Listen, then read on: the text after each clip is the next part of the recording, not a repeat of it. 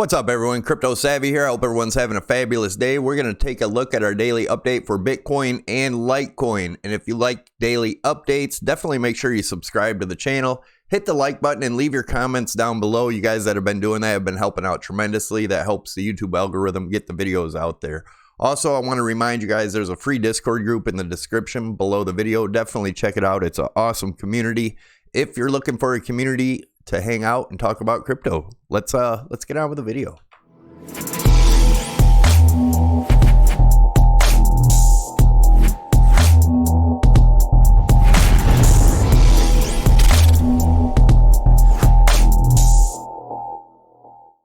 All right, guys, as always, I want to remind you I'm not a financial advisor. This is not financial advice, trading advice, nor is it investment advice. There's a disclaimer scrolling on the bottom. Read it because this is my opinion, not yours. All right, let's look at the news real quick. Before we do, I want to remind you, just leave a comment in the comment section down below. That'll get you entered to win a free t-shirt on Sunday. We pick a random comment from a random video throughout the week. So don't forget to do that. And let's look at the news headlines real quick.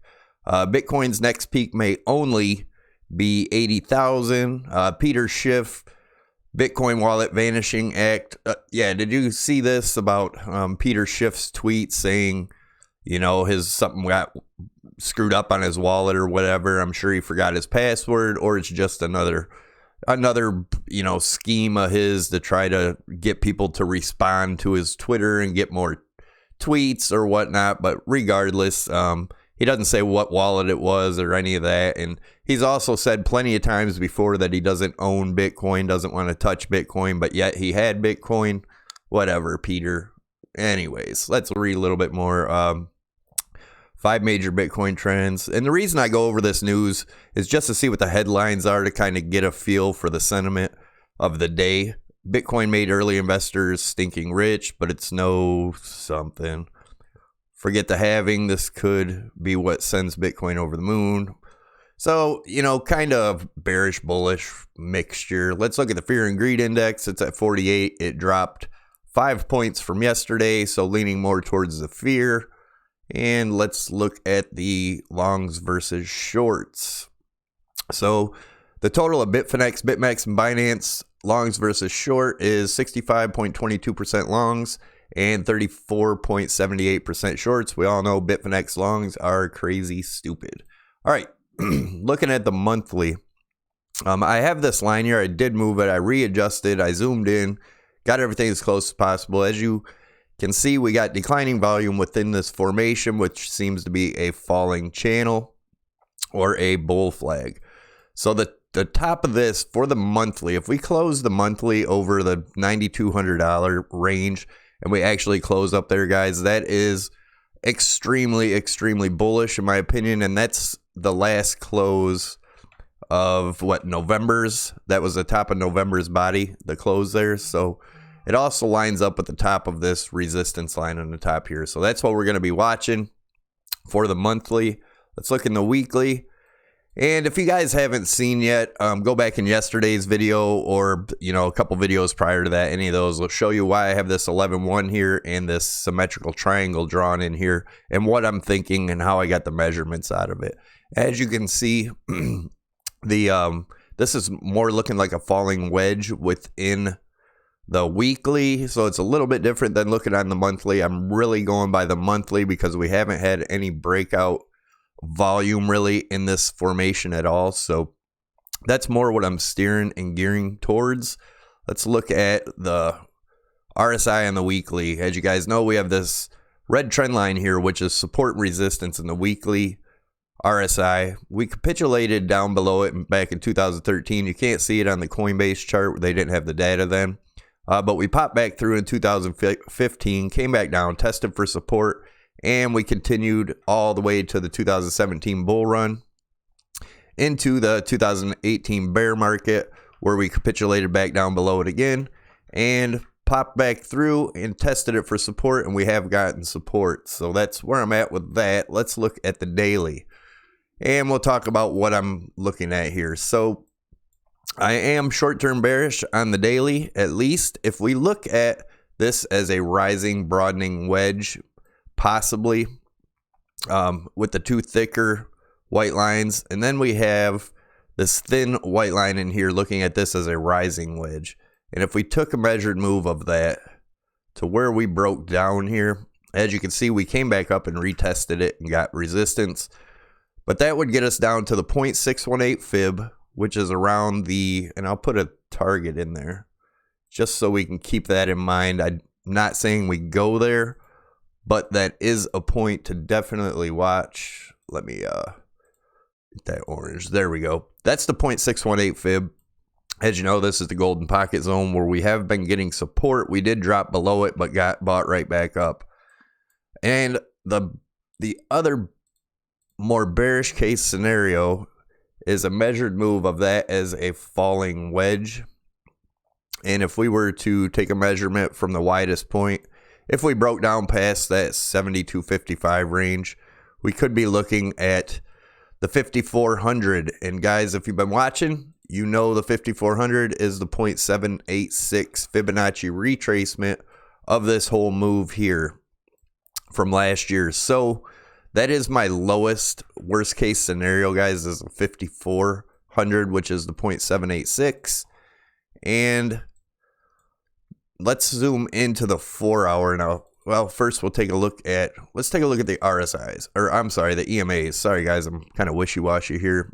As you guys know, I don't pre-record, or I don't, edit my videos. It's all straight shoot, from the hip as I'm making the videos. So it's not as polished as a lot of the other guys you watch, but it's real. So anyways, we've had the 200 EMA here has been crossed by the 8, the 13, and now the 21. It does look like we may come back down a little bit. Could we come all the way back down and test the top of this bigger falling wedge?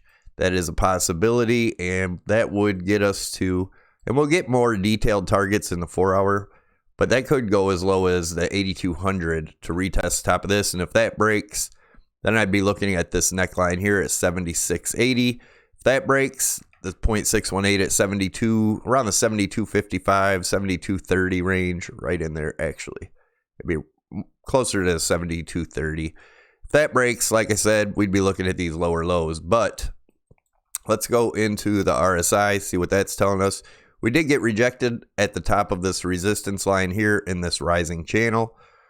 We could come back down and test the top of this falling channel here in red. And where would that be? That could be all the way down to that 68 possibly. But if we just look at, the price action here, that would probably get us more likely down to around the 82. But let's take a look at the 4 hour, and we'll zoom in, take a look at the EMAs here, and then get them out of the way. The EMAs are all starting to cross bearish in the 4 hour. And if you guys are in the members group, I shorted last night around 87.31, I think it was. And if you're not in a trade right now, I suggest not getting in one right now. If you are interested in trading and not doing it yet, because you can make money on the way down, as in the same way you can make money on the way going up. You can short or long the market using Bybit or Prime XBT. I have links to both of them in the bottom. And the both of them give you a bonus for signing up. Prime XBT is a 35% bonus. Bybit gives you a free $90 bonus for signing up. And I'll leave a Bybit tutorial up top. You can check it out and see if you're interested. Just be very careful. Don't use super high leverage, and don't put in more than you're willing to lose. All right, so looking at this here on the 4 hour, we are getting supported. Every time we get down by this 55 EMA, we get bought back up. So we'll probably get squeezed in between the lower EMAs and the 55 here before it decides which way it wants to go. Now I do have an ABC in here, as you can see. Let me get the EMAs out of the way, kind of make the chart a little bit cleaner, and see where we're at. So I have this ABC in here, and the reason being, I'll show you. Using Elliott wave theory, which you guys know I don't depend on Elliott wave theory at all. I used to use it, but in some instances it can help. And right here, I believe this to have been like a wave 1, and this whole thing is wave 3. And we should be getting a correction here. And that's why I shorted up here last night. We broke out of this wedge like we talked about. there's two reasons I have the 8307 here. And guys, I want to remind you guys, these targets are not exact to the penny, so they are estimates. But if we look at this rising wedge we had here in the white, we take a measured move of the breakdown of that. That gets us right to the 8307. Obviously, we talked about it earlier. This if this is a rising wedge that we fell out of, we could go as low as the point. We could go as low as 72 to 7,300, right in this range. But this is more what I'm seeing now. Like I said, the measured move off of this. Get this in here. Off of the breakdown here, measured to 8307. If I take the Fibonacci retracement and go from the swing low to the swing high here, that also lines up with the 0.382 fib, where if you guys are familiar with Elliott wave, if wave 1 retraces deep, then wave 4 is usually more shallow. So that could be the end of it right there, 83, and then go up. But I do think that we're most likely going to be seeing an ABC correction. And how that works is we'll come, excuse me, if we come down to the $8,300 range, I see us coming back up to around the 88 to 8,900 and retesting this wedge, both the rising wedge and the rising broadening wedge here. So that would get us around the 88 to 8,900 range, and then back down to the 7,960 range. And I'll show you how I got that. If you take the Fibonacci extension here, and this is if we get down to this 83 and then bounce back up to around that 88 to 89, the 1-to-1 extension gets us around that 7,960 range. Keep in mind the 0.5 fib of the retracement there is around 8,020. So I'd say this would come down to right here. If we go lower than this, say lower than 7,950, then we're probably looking down towards at least this neckline here. We bounced up out of this when we came out of this formation, came back down, tested it for support, got support. We could come all the way back down and test that again. If that doesn't hold at 76.50, then we're looking at the 72.88. If that doesn't hold, then we're definitely looking back down towards the $54 to $55 range, which is the 0.786. But as of right now, I think this will be a correction here, and we could do a Fibonacci extension real quick. And like I said, I do daily updates, so I keep you guys updated on this stuff the best I can. So as the data comes in and changes, then we can look at where we're at. But that could get us anywhere from the 9450 to 9800, possibly, up into that 10.5 range, which we talked about. You can go back in my prior videos. Let's look at the RSI now, see if that's giving us any hints. The RSI does have more room to come down on this red rising channel here. We had this rising wedge that we were watching for probably about a week, maybe over, and we finally dropped out of that. I said it would be bearish when we did, and this is what's happening now. But this would line up with that 8,300 range. So let me zoom in so you can see it. This would line up around that 8,300 range. And if we, came down here, get a bounce up, back up to that 89 or whatever in that range, maybe come back down for another one and then up, or the bearish case that we break down out of this channel. So keep an eye on that. If you guys are charting, definitely get these lines drawn in so you can follow along. And that's where I'm at with Bitcoin. That's what I'm looking at. I'm looking for the 8,300 today, and a bounce there. I am cutting my short at about 8,350 and then see how this reacts here. Maybe long it back up to around the 8,800 and then see how that reacts. Maybe short it back down to the $8,000 range, 8,050 to be safe, and then see if we get the bounce there and try to ride that one up. So that is what my plan is, not yours. Let's look at the Litecoin. So looking at Litecoin on the daily, let's take a look at this. All right, so if we look at this falling wedge here, we had a measured move of that being up to the 78.73, which is still possible unless we break back inside this falling wedge. We are getting resistance at the 200 EMA here on the daily, but we are getting support on the 8 EMA. Also have this rising broadening wedge here, and we had some measured moves of that too. The breakout of this would get us to the 6,600, but if we break back in this wedge, which right now it's around 55.50, that invalidates that 66, and we could be coming down all the way to retest this neckline, which would line up with the 55 EMA on the daily around 49.50. If that 49.50 was the break, guys, we could be looking, you know, all the way back down to in the 30s, possibly. But I honestly don't think that's what's going to happen here, but we do have to keep in mind it's possible. I like to show the bearish and the bullish case scenario, but I wouldn't get really bearish unless we cross the 49.50. That's pretty significant there. We did break through here, tested it for support a few times, got support and came up. So this is pretty heavy support at 49.50. If that breaks, I would get bearish. Let's look at 4 hour. 4 hour, same thing. We are, did I look at the, I didn't look at the RSI for the daily. Let's do that real quick. So looking at the RSI, this is what we're looking at here. We had this rising or falling channel. We popped out of it. We looked like we were forming a rising wedge here. Popped through it, tested it for support, and broke back down through it. So the question is, will this hold here on the top of this broadening wedge? If it does, then this still stays valid to the 66.